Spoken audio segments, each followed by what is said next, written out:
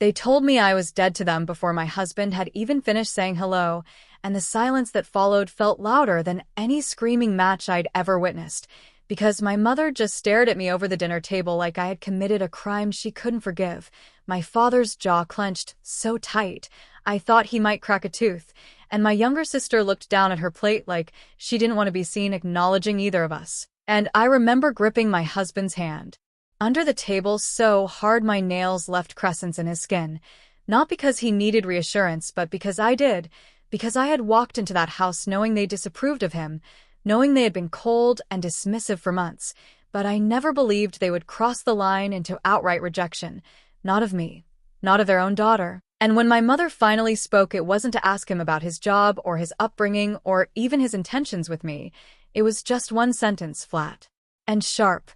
"We don't accept this marriage," and my heart dropped so fast I felt dizzy, because this wasn't a disagreement anymore. This was a declaration, a boundary they had drawn with zero room for negotiation. And when I tried to speak, when I tried to explain that I was still the same person, that I was happy, that he treated me with more respect and kindness than I had ever known, my father cut me off with a wave of his hand like I was a child interrupting adult conversation, and said, "You made your choice, now live with it." And that was the moment I understood that this wasn't about concern. This wasn't about cultural misunderstandings or fear for my future. This was about control, about their image, about the fact that I'd stepped outside the narrow version of life they had designed for me. And the betrayal of that realization hurt more than anything else in that room, more than the tension, more than the shame, more than the humiliation of sitting there while the people who raised me looked at my husband like he didn't belong, like he was something they needed to tolerate for the sake of appearances but never truly respect. And when we left that night, when we walked out into the cold air with no hugs, no goodbyes, no promise of reconciliation, I felt something inside me fracture, not loudly, not dramatically, but in that quiet, irreversible way where you know things will never go back to how they were, even if everyone pretends otherwise. Looking back, the signs had always been there, subtle at first, then harder to ignore once I started dating Marcus seriously, because my family had a way of disguising their expectations as love, their control as concern, and growing up I thought that was normal, that it was just how close families worked, that my mother checking my phone when I was a teenager was protection, that my father questioning every friend I had was just him being involved, that the comments about who I should date and what kind of future husband would be right for me were just them wanting the best. But the moment I brought Marcus home for the first time, everything shifted in a way that made those patterns impossible to excuse, because suddenly the same parents who used to pride themselves on being polite and welcoming turned cold and critical, asking questions that were less about getting to know him and more about dissecting him. His job wasn't stable enough, his background wasn't compatible, his family wasn't what they envisioned. And when I tried to defend him, to point out his kindness, his work ethic, the way he supported me through my anxiety and encouraged my dreams instead of belittling them, my mother would smile tightly and say things like, "We just worry you're settling," as if my happiness couldn't possibly be real if it didn't align with their standards. And my father would make offhand comments about how relationships like ours were harder and not accepted everywhere, which I later understood was his way of saying he was embarrassed by the optics, embarrassed by the idea that his daughter's life didn't match the image he wanted to project to coworkers, neighbors, extended family. And for a while I tried to balance both worlds. I tried to reassure my parents while also standing by Marcus. I tried to believe that if they just got to know him better, they would come around, that their resistance was temporary, that love would win out, because that's what we're taught, right? That family love is unconditional, that parents might struggle but eventually they choose their child. Except that wasn't the reality I was living in, because every holiday became a negotiation, every dinner an interrogation, every milestone in my relationship a new reason for them to express disappointment. And the emotional toll of constantly feeling like I was on trial in my own home slowly wore me down in ways I didn't even recognize until much later. What hurt most wasn't just their disapproval. It was the double standard, the favoritism that became impossible to ignore once my sister started dating someone they adored, someone who fit neatly into their expectations, someone they praised openly, gushed about to friends, invited to family events with enthusiasm. while Marcus was treated like an awkward obligation, and I would sit there watching them laugh with my sister's boyfriend, listening to my mother ask him thoughtful questions about his interests, hearing my father offer him advice and mentorship, and I'd feel this quiet ache in my chest because I knew they were capable of warmth, of acceptance, of generosity. They just weren't willing to extend it to the man I loved, and when I tried to address it, when I tried to tell my mother how painful it was to see the difference in how we were treated, she would turn it back on me, saying I was being overly sensitive, that I was imagining things, that I was creating drama where none existed, and that kind of gaslighting, that subtle rewriting of reality, is more damaging than outright cruelty because it makes you doubt your own perception, your own emotions, your own experience. And for a long time I did doubt myself. I wondered if maybe I was overreacting, if maybe I was expecting too much, if maybe I should just be grateful they hadn't cut me off entirely. But every time Marcus would gently ask me why I looked so tense after visiting them, every time he would reassure me that I deserved to be treated with respect, something inside me would start to wake up, would start to recognize that love shouldn't come with conditions, that family shouldn't make you feel small, that being supported shouldn't depend on how well your life choices align with someone else's prejudice. The escalation didn't happen overnight.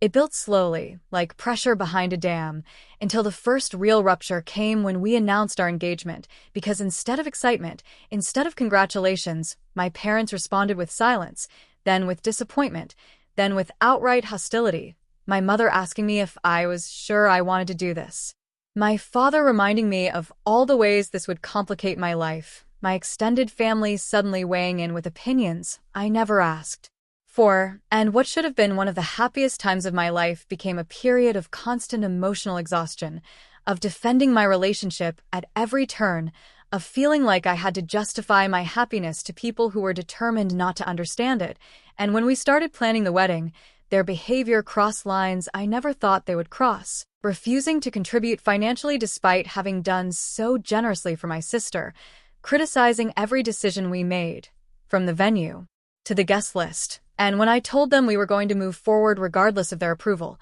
my mother told me through tears that I was breaking her heart, that I was tearing the family apart, that I was choosing this life over them, and the manipulation in those words, the way she framed herself as the victim while completely ignoring the pain they were causing me, was like a punch to the gut, because it made me realize that no matter how much I loved them, no matter how hard I tried, I would never be able to win in a game where the rules were designed to keep me trapped. The worst betrayal came on the day of the wedding itself, because even though they had reluctantly agreed to attend, I could feel their resentment in every interaction, in every forced smile, in every stiff hug, and I tried to focus on the joy of the day, on the people who showed up with genuine love and support. But halfway through the reception, I overheard my aunt whispering to another relative about how this won't last, about how she'll learn her lesson. And when I confronted my mother about the comments being made behind my back, she didn't deny it. She just shrugged and said, "People are worried about you," as if that somehow justified the cruelty. And then, as if that wasn't enough, they left early, without saying goodbye, without a single word to Marcus's family, without acknowledging the significance of the moment. And the photos from that day, the ones where my parents are missing from the dance floor, from the laughter, from the joy, are now a permanent reminder of the emotional distance they chose to create. And after the wedding, things only got worse. The calls became less frequent. The invitations stopped altogether. The financial support they had once promised for a down payment on a house disappeared without explanation, leaving us scrambling to cover expenses we had been assured would be shared. And that financial betrayal, layered on top of the emotional abandonment, pushed me to a breaking point I never thought I'd reach. The emotional climax came months later, during what I thought would be a chance at reconciliation, when my mother called me out of the blue and asked to meet for coffee, her tone softer than it had been in a long time, and I went into that cafe with cautious hope, with the belief that maybe, just maybe, she was ready to listen, to understand, to rebuild. But instead of an apology, instead of accountability, what I got was a list of demands that I needed to acknowledge their pain, that Marcus needed to make more of an effort to fit in, that I needed to respect their values if I wanted to be part of the family again. And when I finally, after years of biting my tongue, told her calmly that the real issue wasn't my marriage. It was their prejudice, their control, their inability to accept me as an autonomous adult. Her face hardened in a way I had never seen before, and she said,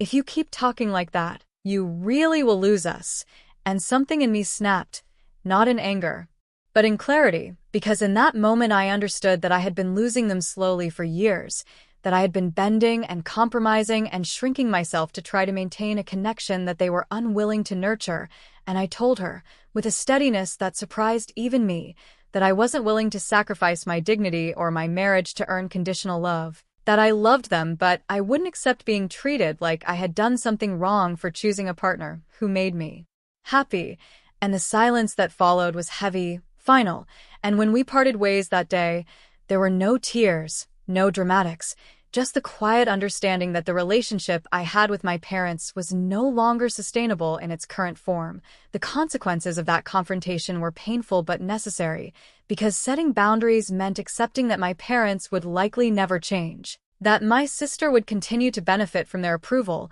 while I existed on the periphery, that holidays would be different, that certain relationships might fade, but it also meant reclaiming my sense of self, my autonomy, my right to build a life based on love rather than obligation. And in the months that followed, I made choices that prioritized my mental health and my marriage. I stopped reaching out only to be met with coldness. I stopped apologizing for decisions that didn't need justification. I stopped trying to prove the validity of my happiness to people who were committed to misunderstanding it, and instead, I invested in the relationships that were reciprocal, the friends who showed up without conditions, the in-laws who embraced me wholeheartedly, the community we built together that felt more like family than the one I was born into ever had. And there was a grief in that, a real and deep mourning for the family dynamic I had always hoped for. But there was also an undeniable sense of empowerment in finally choosing myself, in recognizing that love should never require you to abandon your values or your partner, in understanding that boundaries are not punishments, they are protections, and that it was okay to walk away from relationships that consistently caused harm. Now, years later, when I look back on everything that happened, I don't feel the same raw anger or heartbreak I once did. I feel a quiet, grounded acceptance, because the life Marcus and I have built together is full in ways I never imagined possible. Our home is peaceful, our communication is honest, our support for each other unwavering, and the absence of my parents' approval, while still a tender spot, no longer defines me, because I've learned that family is not just about blood. It's about consistency, about respect, about showing up with love rather than judgment. And while there are moments when I still wish things had been different, when I still grieve the loss of the parents I thought I had, I no longer question the choices I made. I no longer wonder if I should have done more, because I know with absolute certainty that choosing my husband, choosing my happiness, choosing a life free from conditional love was the right decision, and the peace that comes with that knowledge is something no one can take away from me. Not my parents, not my past, not the expectations that once held so much power over my life.